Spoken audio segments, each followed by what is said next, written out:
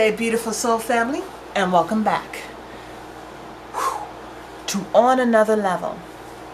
Now, I was reading the Bible, and I'm still reading the Bible actually, but I was in pursuit, seek and you will find. And I remember when I was younger, in the Bible it talks about how the Israelites were going across the Jordan River and heading into the land of milk and honey. But in terms of the land of milk and honey, the Israelites, even though they went through so many lessons, gleaned so much wisdoms, the Divine Spirit was telling me as I was reading it, said not everyone that first started the journey was able to come to that point. And so because as I was reading, I was like, my mind was like it was pointed out. It was like I'm questioning as I'm reading and I'm getting information, and it's like, how the people come together, because Joshua was extending further instructions as he got it from Divine Spirit. He was extending further instructions to the many different tribes, okay, of Israel, okay. And so immediately there was no question. There was no question. It was just, as you tell me, I will say. As you tell me to go, I will go. And it's that agreement, okay?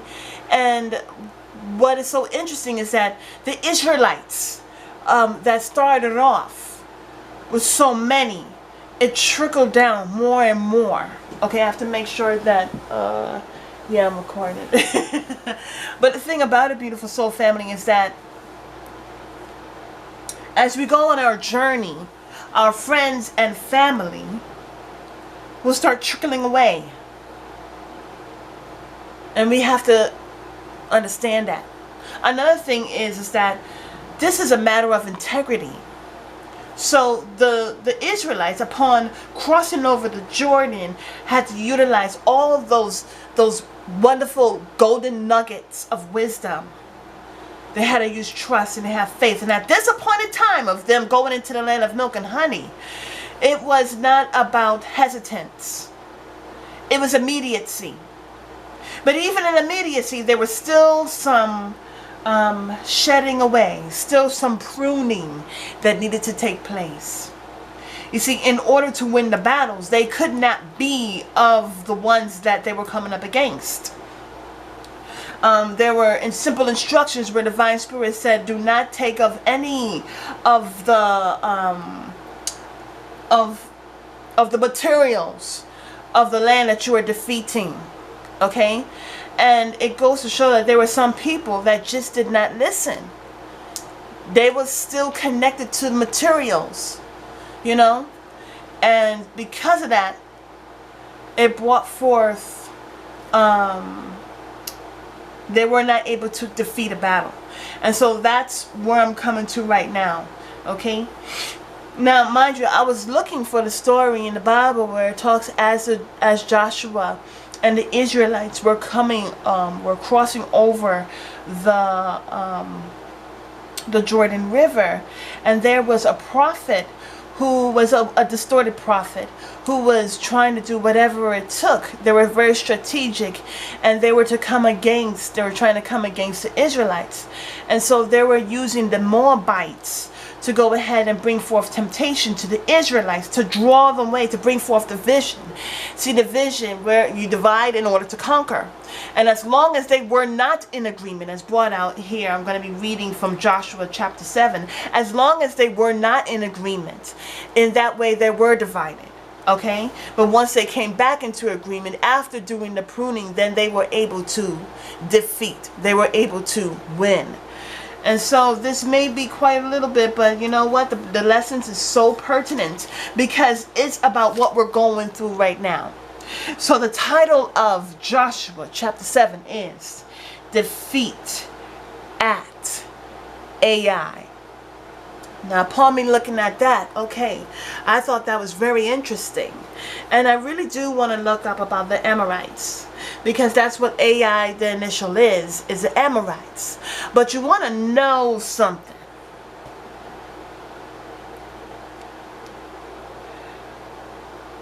It's AI. And it says defeat at AI.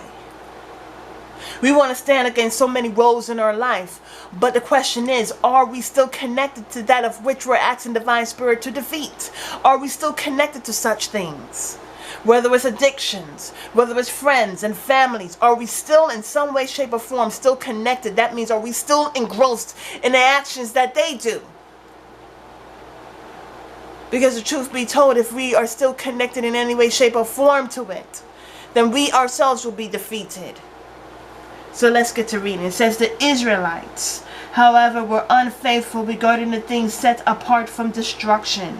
Achan, son of Carmi, son of Zebdi, son of Zerai, of the tribe of Judah, took some of what was set apart, and the Lord's anger burned against the Israelites. Joshua sent men from Jericho to Ai, which is near Beth-aven, east of Bethel, and told them, go up and scout the land. So the men went up and scouted Ai.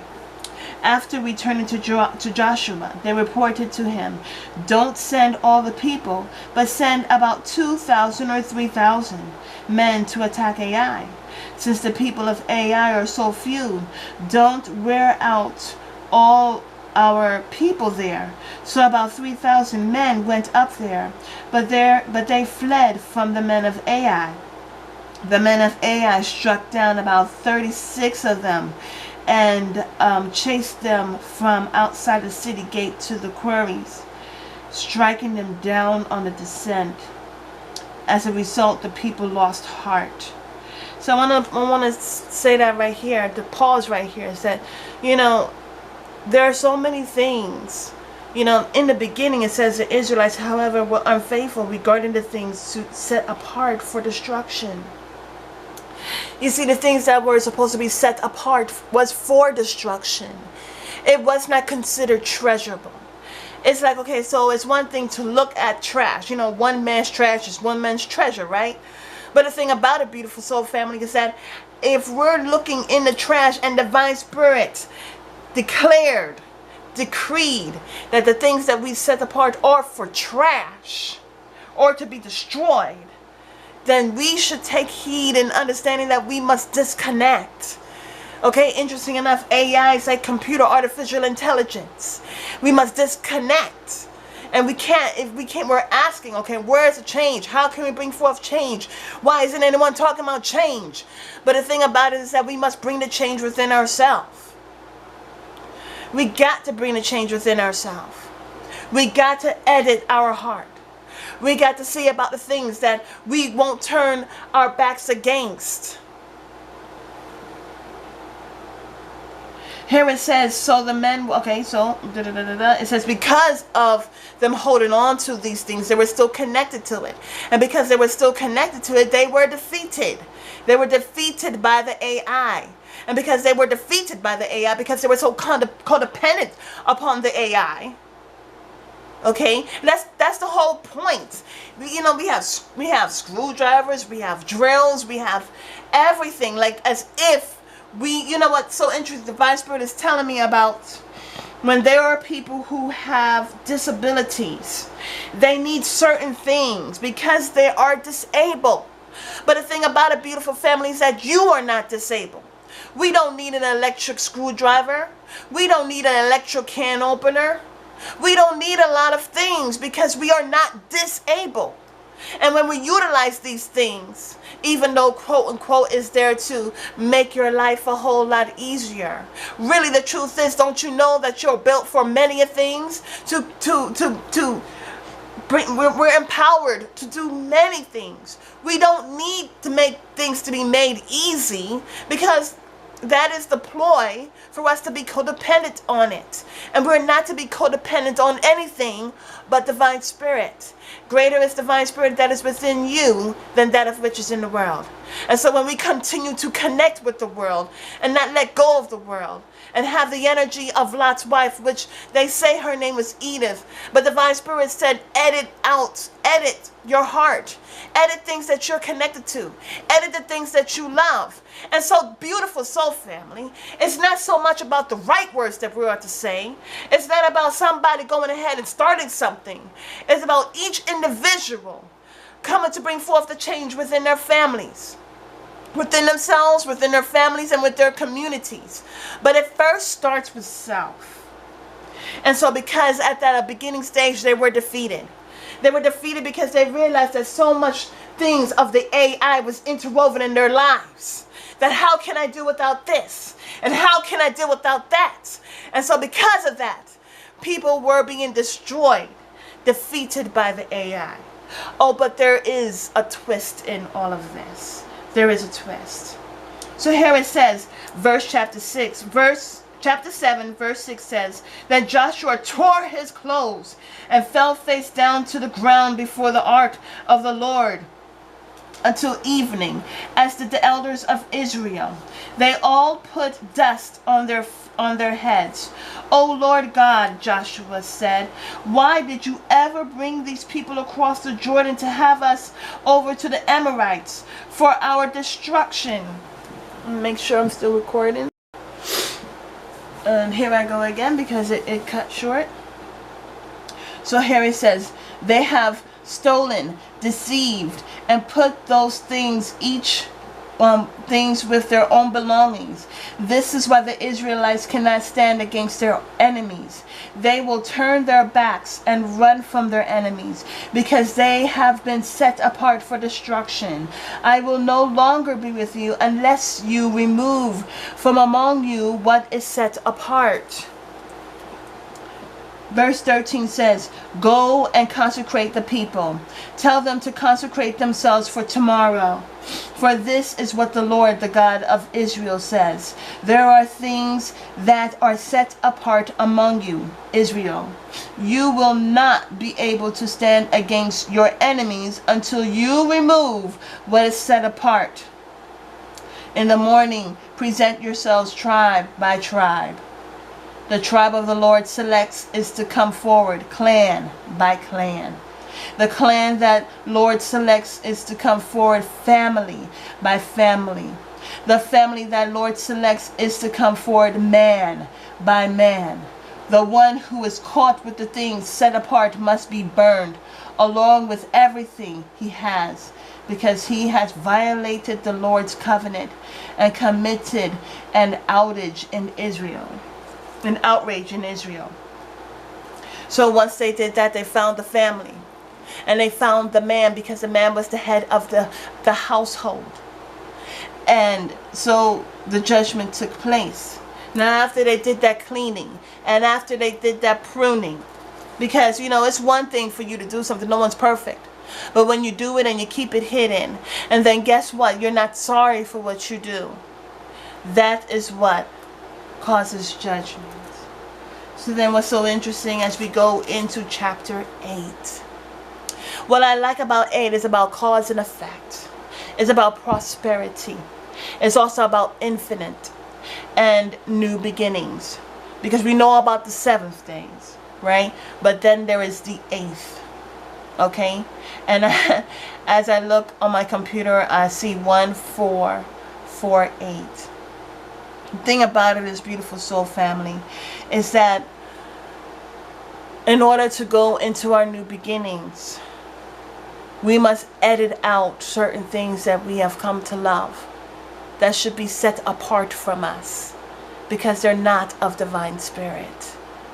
Okay, they are mere tools to keep you enslaved. And how in the world can you be free to go into new beginnings if you still are engrossed in the things that we have been told to set apart? So here, the conquest of AI. It says, the Lord said to Joshua, do not be afraid or discouraged. Take all the troops with you and go back. Attack AI. Look, I have handed over to you the king of AI, his people, city, and land. Treat Ai and its king as you did Jericho and its king, except that you may plunder its spoil and livestock for yourselves. Set an ambush behind the city." So Joshua and all the troops set out to attack Ai. Joshua selected 30,000 of his best soldiers and set them out at night. He commanded them, "Pay attention. Lie in ambush behind the city, not too far from it, and all of you be ready. Lie in ambush behind the city, not too far from it, and all of you be ready. Then I and all the people who are with me will approach the city. When they come out against us, as they did the first time, we will flee from them. They will come after us until we have drawn them away from the city, for they will say, 'They are fleeing from us as before.' While we are fleeing from them, you are to come out of the ambush and seize the city. The Lord your God will hand it over to you after taking the city. Set it on fire. Follow the Lord's command. See that you do as I have ordered you." So Joshua sent them out, and they went to the ambush site and waited between Bethel and Ai, to the west of Ai. But he spent that night with the troops. Joshua started early the next morning and mobilized them. Then he and the elders of Israel led the troops to Ai.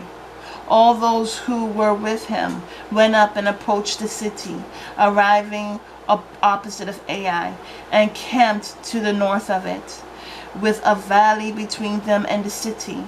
Now Joshua had taken about 5,000 men and set them in ambush between Bethel and Ai, to the west of the city.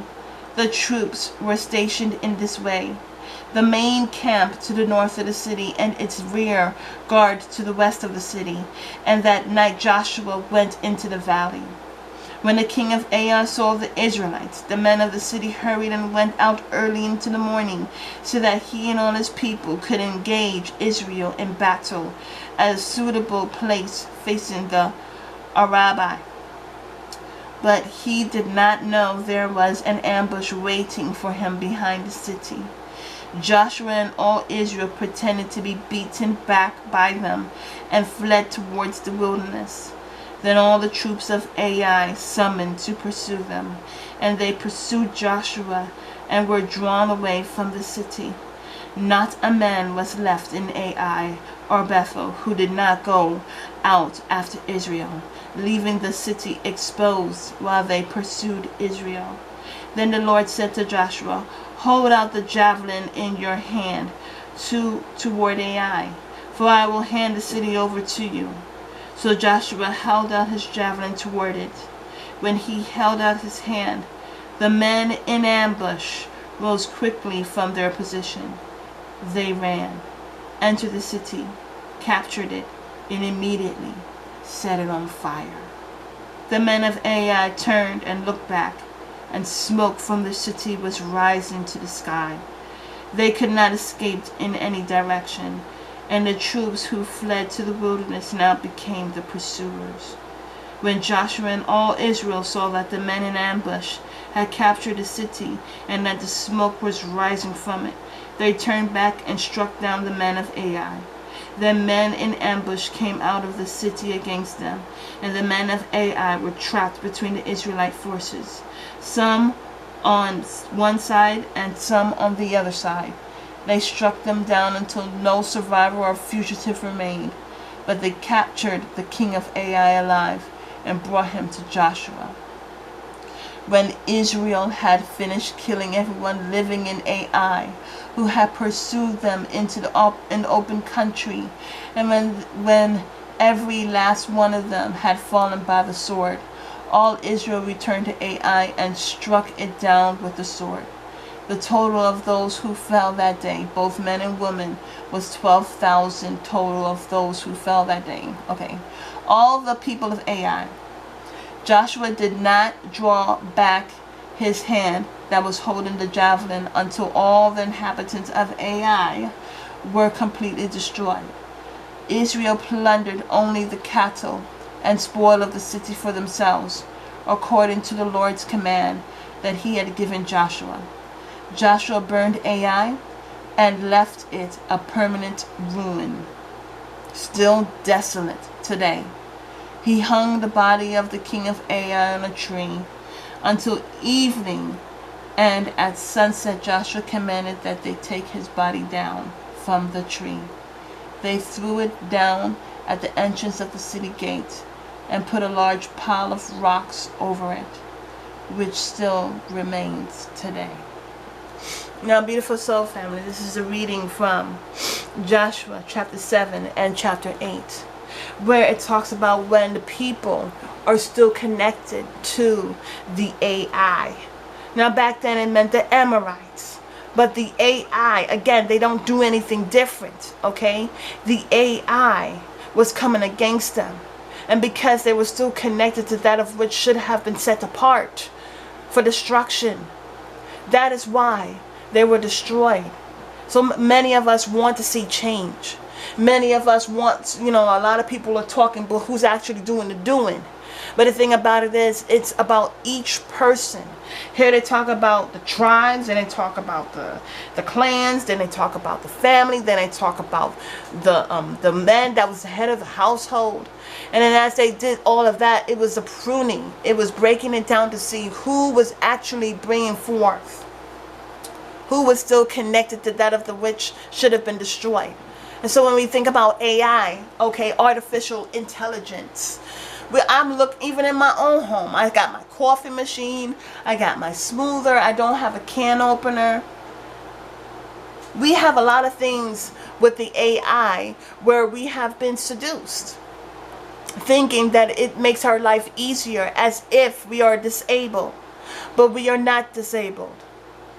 We are strong.